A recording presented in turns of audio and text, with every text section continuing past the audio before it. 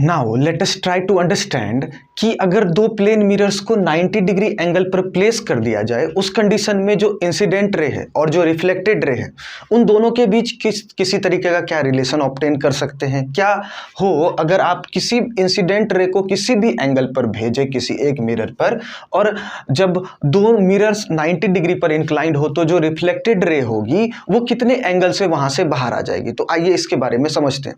सबसे पहले समझते हैं कि हमने दो मिरर्स, एक M1 और दूसरा M2, दोनों को 90 डिग्री पर प्लेस कर दिया।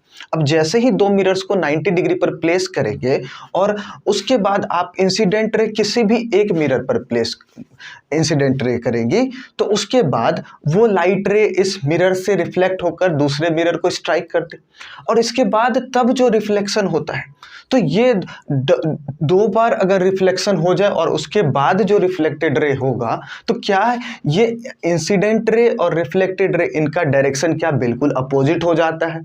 क्या इंसिडेंट रे और रिफ्लेक्टेड रे के बीच कुछ एंगल फॉर्म होगा, या फिर ये यहाँ पर एंगल ऑफ इंसिडेंस पर डिपेंडेंट होगी? चाहिए आइए इस चीज़ को समझते हैं। जैसे सबसे पहले एज्यूम किया हमने कि जो इंसिडेंट रे है वो किसी एंगल अल्फा एंगल से इस मिरर M1 पर स्ट्राइक करती है, जहां एंगल ऑफ इंसिडेंस अल्फा है। तो हमें पता है कि जितना एंगल ऑफ इंसिडेंस है उतना ही एंगल ऑफ रिफ्लेक्शन होगा, तो ये भी अल्फा है, ठीक है। और उसके बाद जब यहाँ से रिफ्लेक्शन होता है, तो रिफ्लेक्शन के बाद ये जो दूसरे मिरर पर स्ट्राइक करती है और इसका एंगल ऑफ इंसिडेंस बीटा होता है। इसी तरीके से जो दूसरा एंगल ऑफ रिफ्लेक्शन होगा वो भी बीटा होगा। तो हमने दो चीजें देखी कि जो इंसिडेंट रे स्ट्राइक करती है मिरर पर, वहां पर एंगल ऑफ इंसिडेंस अल्फा है, और जब ये यहां से दूसरे मिरर पर जाती है तो वहां पर एंगल ऑफ इंसिडेंस बीटा है। अब यहाँ पर हमें एक रिलेशन फाइंड करना है कि ये जो इंसिडेंट रे है और रिफ्लेक्टेड रे है, इसके बीच कितना एंगल होता है। तो सबसे पहले हमें कैलकुलेट करना पड़ेगा एंगल ऑफ डेविएशन। तो एंगल ऑफ डेविएशन के लिए अगर इसके लिए कैलकुलेट करें, तो यहाँ पर इंसिडेंट रे ये है। अब इसे फॉरवर्ड आगे प्रोड्यूस कर दिया जाए। इस इंसिडेंट रे को अगर मिरर 1 नहीं होता तो इसकी वजह से यहाँ पर ये लाइट रे इधर जाती, लेकिन इस मिरर के कारण यहाँ पर ये लाइट रे बेंड हो गई, तो यहाँ पर एंगल ऑफ डेविएशन ये वाला एंगल होगा। This will be angle of deviation delta 1। और अगर इस एंगल ऑफ डेविएशन को कैलकुलेट करें for M1 angle of deviation is equal to 180 minus 2 alpha. ये हमारे पास फॉर्मूला होता है। क्या होता है कि for this mirror the angle of deviation will be 180 minus 2 alpha. उसी तरीके से अब ये लाइट रे इस पाथ पर है, इसे जाना चाहिए था इस पाथ पर, लेकिन इस मिरर M2 के कारण यहाँ पर एंगल ऑफ डेविएशन होता है, तो ये हो गया हमारा सेकेंड एंगल ऑफ डेविएशन। तो ये हमारा क्या होगा, for M2 the angle of deviation will be 180 minus 2 beta. वैसे भी हमें पता होनी चाहिए कि एक स्ट्रेट लाइन पर जितने भी एंगल्स फॉर्म होते हैं सबका सम 180 डिग्री होता है। तो इन दोनों को ऐड किया 2 अल्फा प्लस डेल्टा 1, ये होता 180 डिग्री। तो यहाँ से भी कैलकुलेट करते तो डेल्टा 1 180 माइनस 2 अल्फा आता। ठीक इसी तरीके से इससे कैलकुलेट करते beta plus beta 2 beta plus delta 2, ये तीनों ही एंगल का सम 180 होता है। यहाँ से डेल्टा 2 कैलकुलेट किया जाए तो 180 माइनस 2 बीटा होगा। और यहाँ पर हमारे पास दोनों एंगल्स आ चुके हैं। Now we have to calculate the total angle of deviation, ताकि पता चले कि जो इंसिडेंट रे जिस पाथ पर जा रही है उससे जब ये दोनों मिरर से जब इससे रिफ्लेक्शन होता है, उसके बाद जो रिफ्लेक्टेड रे टोटल कितना एंगल फॉर्म करती है। मतलब total angle of deviation is equal to delta 1 plus delta 2। पहले इस मिरर का डेविएशन फिर इस मिरर का डेविएशन। तो यहाँ हमने कैलकुलेट किया तो delta 1 plus delta 2 180 plus 180 360 minus यहाँ पर 2 अल्फा माइनस 2 बीटा, तो माइनस 2 कॉमन होगा, यहाँ पर हो जाएगा alpha plus beta. Now we have to find the value of alpha plus beta. ये angle of incidence for mirror 1 and angle of incidence for mirror 2। अब यहाँ पर अगर ऑब्जर्व किया जाए तो ये एक राइट एंगल ट्राइंगल है। अब इस एंगल में ये जो यहाँ पर देख रहे हो ये नॉर्मल है। अब नॉर्मल है तो यहाँ पर भी 90 डिग्री होना चाहिए, तो ये बीटा है तो ये कितना होगा, that will B 90 minus beta. ठीक इसी तरीके से अगर ये एंगल फाइंड करें तो ये पूरा 90 डिग्री है, तो ये एंगल होगा 90 माइनस अल्फा। नाउ ये 90 माइनस बीटा 90 माइनस अल्फा। तो नाउ अगर यहाँ कैलकुलेट करें तो ये क्या हो जाएगा 90 plus 90 minus alpha plus 90 minus beta, ये तीनों ही एंगल का सम 180 डिग्री हो जाना चाहिए। ठीक है, यहाँ से 90 90 180 कैंसिल हो गया। Now what we will conclude, 90 minus alpha minus beta दोनों ही इधर आ जाए तो प्लस अल्फा प्लस बीटा। तो what we have concluded, we have concluded that alpha plus beta must be equal to 90 degree. अब जैसे ही ये पता चल गया हमें कि अल्फा प्लस बीटा 90 डिग्री होंगे तो यहाँ पर सब्सटीट्यूट करते हैं। तो यहाँ पर total angle of deviation will be 360 minus 2 into 90, ये कैलकुलेट करने पर आता है 180 degree. So total angle of deviation will be 180 degree. 180 degree means जो लाइट रे को जिस पाथ पर जाना चाहिए था वो लाइट रे बिल्कुल 180 डिग्री अपने पाथ पर रिवर्स आ चुकी है, इस तरीके से। ठीक है, it means that the path of incident ray and the reflected ray both are parallel. ठीक है, अब एक चीज और समझना है कि पैरेलल और एंटी पैरेलल का क्या मतलब है। ठीक है, जैसे अगर दो लाइट रे इस तरीके से जाए एक ही डायरेक्शन में और दोनों क्या हो, पैरेलली एक डायरेक्शन में जाए, then this will be parallel. इसे क्या बोल सकते हैं, इसे बोलते हैं पैरेलल। वहीं पर अगर दो लाइट रे जाए और दोनों का डायरेक्शन अपोजिट हो जाए, एक इस तरफ मूव करे तो दूसरा इस तरफ, तो यहाँ पर हो जाएगा, ये हो जाएगा एंटी पैरेलल, एंटी पैरेलल। सो ये एक चीज कंक्लूड हम लोग कर सकते हैं यहाँ से कि जो इंसिडेंट रे है और जो रिफ्लेक्टेड रे है दोनों पैरेलल होंगे। ठीक है, लेकिन डायरेक्शन अपोजिट होगा। या फिर कह सकते हैं whenever we place two plane mirrors at 90 degree, in that case the incident ray and the reflected ray will be always anti-parallel। तो यहाँ पर क्या होगा, incident ray and reflected ray both the rays will be anti-parallel। दोनों ही light rays क्या होंगे, anti-parallel होंगे। So this is most important to understand that incident ray and reflected ray both will be anti-parallel। Now let us try to understand multiple image formation। Multiple image formation का मतलब है कि जैसे suppose आपने दो mirrors को place किया किसी एंगल पर, और जैसे ही दो मिरर्स को किसी एंगल पर प्लेस करते हैं तो उस दोनों मिरर के बीच, जैसे एज्यूम करिए आपने दो मिरर्स रखा और उसके बीच कहीं पर भी आपने ऑब्जेक्ट को प्लेस किया तो उस ऑब्जेक्ट के कई सारे इमेज देखने को मिलते हैं। ऐसा हो सकता है कि अगर जैसा दो मिरर्स के बीच आपने ऑब्जेक्ट को प्लेस किया तो उस ऑब्जेक्ट का इमेज फर्स्ट मिरर में भी बनेगा और दूसरे मिरर में भी बनेगा। उसके अलावा जो एक मिरर में उसका इमेज है वो दूसरे मिरर के लिए ऑब्जेक्ट की तरह काम करके कई सारे इमेज का फॉर्मेशन करता है। जैसे अगर आप कभी सैलून गए हो तो उसमें दो मिरर्स प्लेस्ड होते हैं, एक आपके सामने और एक जस्ट पीछे।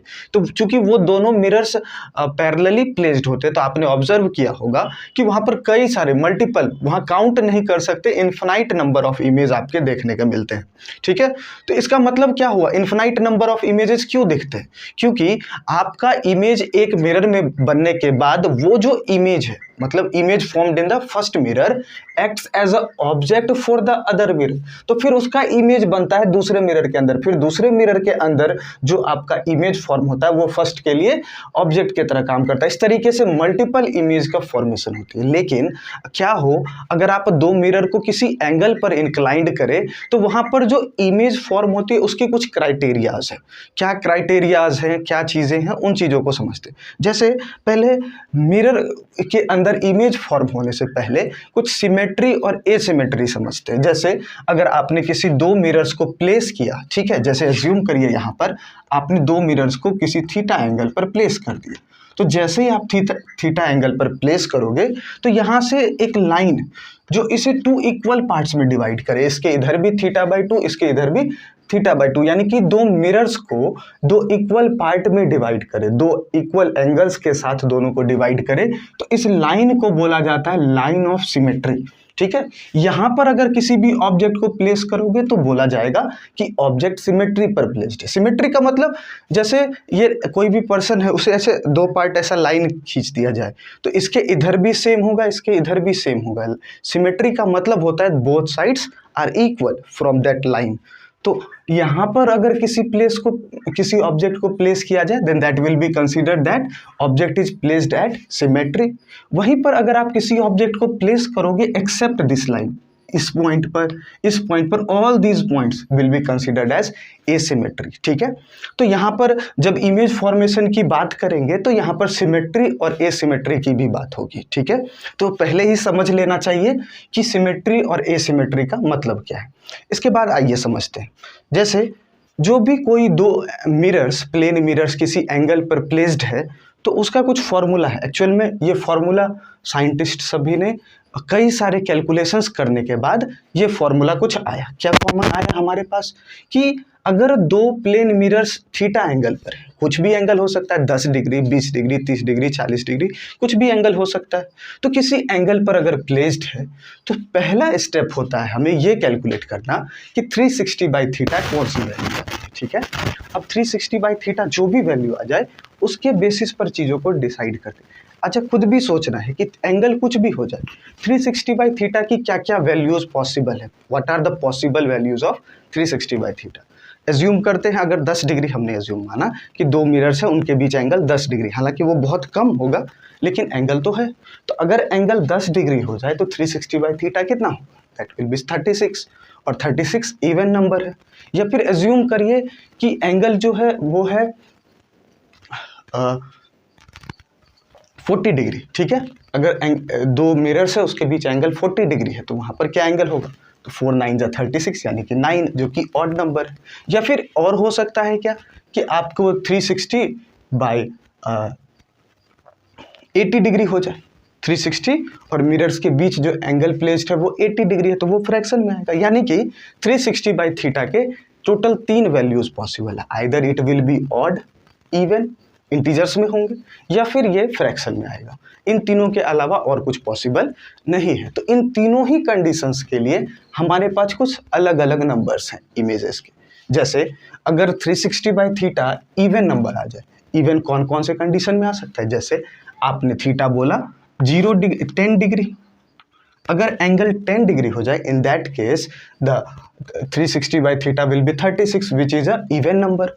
और क्या कंडीशन पॉसिबल है, let us assume 20 degree, 20 degree में ये कितना होगा 18। ठीक है, 18 360 बाई थीटा ये भी इवन है। ठीक है, उसके बाद 30 डिग्री, यहाँ पर भी क्या होगा 12, ये भी इवन नंबर है। ठीक है, 30 के बाद 60 डिग्री, 60 डिग्री में क्या होगा 6, वो भी एक इवन नंबर है। ठीक है, जितने भी मतलब कई सारे एंगल्स हैं जिसके लिए 360 बाई थीटा इवन नंबर हो सकता है। तो इतने मतलब और भी कई सारे एंगल्स हो सकते हैं। तो हमने एज्यूम किया यहाँ पर 4 है कि when mirrors are placed at 10 degree, 20 degree, 30 और 60 डिग्री। तो इस केस में जो नंबर ऑफ इमेजेस होगी वो होगा 360 बाई थीटा -1, मतलब कि जितने भी 360 बाई थीटा का वैल्यू आता है उसमें से 1 सब्ट्रैक्ट करना है, और आप ऑब्जेक्ट को सिमेट्री पर प्लेस करिए या एसिमेट्री पर, दो हर एक कंडीशन में जो नंबर ऑफ इमेज है वो 360 बाई थीटा -1 होगा। तो हमने क्या समझा, whenever the value of 360 by theta is even number, जैसे फर्स्ट कंडीशन में when angle is 10 degree, in that case 360 by theta will be 36। और जब जैसे ही 360 ये वैल्यूज आ गई 36, मतलब ये इवन नंबर है, और जैसे इवन नंबर हो गया मतलब number of image will B 360 by theta -1। जैसे यहाँ पर 10 डिग्री अगर आपका एंगल होता है तो वहाँ पर 360 बाई थीटा 36 है, तो नंबर ऑफ इमेजेस हो जाएगा 36 -1 यानी कि 35 इमेजेस। ठीक है, उसी तरीके से अगर एंगल 20 डिग्री है तो यहाँ पर कैलकुलेट किया 18, इवन नंबर है, 18 -1 17, तो इसके लिए 17 होगा। इसी तरीके से अगर एंगल 30 डिग्री है तो ये होगा 12, 12 इज इवन, 12 -1 11, तो यहाँ पर नंबर ऑफ इमेज 11। और इसी तरीके से आगे भी कोई भी एंगल गिवन हो तो आप उसका नंबर ऑफ इमेजेस कैलकुलेट कर सकते हो। उसके बाद next, when 360 by theta is odd number, हमारे पास ऐसी भी पॉसिबिलिटीज़ हैं जहाँ पर 360 बाई थीटा ऑड नंबर हो जाए। अब उस केस में क्या होगा, जो नंबर ऑफ इमेजेस हैं उसकी वैल्यूज़ भी चेंज होती है। उसकी वैल्यू कैसे चेंज होती है, अगर नंबर ऑफ इमेजेस फाइंड करना है सिमेट्री के केस में तो उस केस में जो नंबर ऑफ इमेजेस है वो होगी 360 बाई थीटा -1। वहीं पर अगर आप एसिमेट्री में रखोगे ऑब्जेक्ट को, उस केस में नंबर ऑफ इमेज फाइंड करने तो वो होगा 360 बाई थीटा। आइए समझते हैं इस चीज़ को। Let us assume that the angle between 2 mirrors is 40 degree, यानी कि दो मिरर्स के बीच एंगल क्या है, एंगल है 40 डिग्री। अब समझने वाली बात है कि अगर दो मिरर्स के बीच एंगल 40 डिग्री है तो वहाँ पर नंबर ऑफ इमेजेस तो बनेंगे, मल्टीपल इमेजेस। तो मल्टीपल इमेज जो यहाँ पर बनता है वहाँ पर क्या सभी सिचुएशन कहीं पर भी रखने पर सेम इमेज बनेगा, या उस सिमेट्री वाले लाइन पर, जैसे ये लाइन था, इस सिमेट्री वाले लाइन पर रखेंगे तो क्या नंबर ऑफ इमेजेस सेम होंगी। क्या इस लाइन के अगल बगल रखें मतलब ए सिमेट्री में तो क्या नंबर ऑफ इमेजेस सेम होंगी या नहीं। जैसे इवन के केस में आप कहीं पर भी इस दोनों मिरर के बीच किसी भी जगह पर आप प्लेस कर दीजिए, ठीक है, तो वहाँ पर नंबर ऑफ इमेजेस सेम आने थे 360 बाई थीटा -1। लेकिन जैसे ही एंगल चेंज होता है और 360 बाई थीटा हमारा ऑड नंबर होगा तो वहाँ पर नंबर ऑफ इमेजेस चेंज हो जाती है सिमेट्री और एसिमेट्री के लिए। अगर सिमेट्री की बात करें तो वो होगा 360 बाई थीटा -1, यानी कि एक इमेज कम हो जाएगी। वहीं पर अगर एसिमेट्री की बात करें तो जो नंबर ऑफ इमेजेस है वो होता है 360 बाई थीटा। मतलब अगर एंगल 40 डिग्री है तो 360 बाई थीटा कितना होगा, 360 by theta is equal to 360 by 40, यानी कि ये होगा 9। और हमें पता है 9 इज अ ऑड नंबर। तो जैसे ही आपने दो मिरर को 40 डिग्री पर प्लेस किया तो वहाँ पर जो नंबर ऑफ इमेजेस हैं वो दोनों कंडीशन के लिए चेंज हो जाएगी। कैसे चेंज होगी, अगर आप सिमेट्री की बात करोगे तो नंबर ऑफ इमेजेस 8 हो जाएगी, सिमेट्री फॉर सिमेट्री। वहीं पर जो नंबर ऑफ इमेजेस एसिमेट्री पर है तो एसिमेट्री पर नंबर ऑफ इमेजेस 7 होंगे। तो हमें यहाँ पर ध्यान देने वाली बात है कि जो नंबर ऑफ इमेजेस हैं ऑड नंबर के केस में, ठीक है, 360 बाई थीटा अगर ऑड हो जाए, इन दैट केस जो नंबर ऑफ इमेजेस है वो सिमेट्री में कम होती है और एसिमेट्री में उससे एक ज़्यादा हो जाती है। एसिमेट्री पर 360 बाई थीटा, ठीक है, और सिमेट्री पर 360 बाई थीटा -1, ठीक है। अब चलिए नेक्स्ट पार्ट, जो सबसे लास्ट पार्ट है इस मल्टीपल इमेज फॉर्मेशन में, if 360 by theta is a fraction. अब फ्रैक्शन में हो जाए तब क्या हो सकता है, लेट अस अज्यूम कि यहाँ पर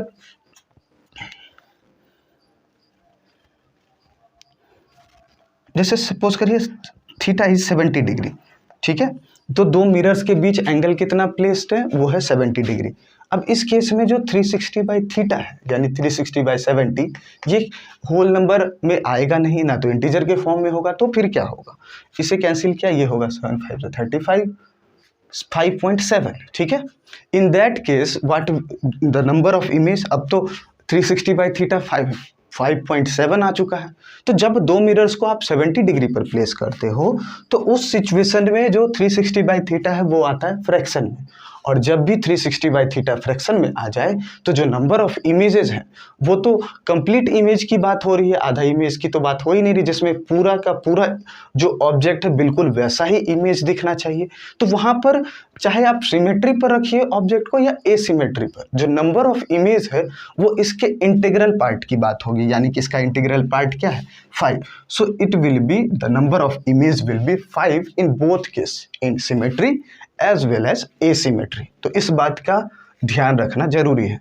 तो कुछ इस तरीके से जो मल्टीपल इमेज फॉर्म होते हैं प्लेन मिरर्स के वजह से, तो कुछ इन सभी फॉर्मूलाज के हेल्प से कैलकुलेट किया जा सकता है। आई होप कि आपको ये मल्टीपल इमेज फॉर्मेशन के जितने भी कॉन्सेप्ट हैं, ये जितने भी फॉर्मूलाज हैं, ये तीनों ही अच्छे तरीके से समझ आ चुका होगा। Thank you.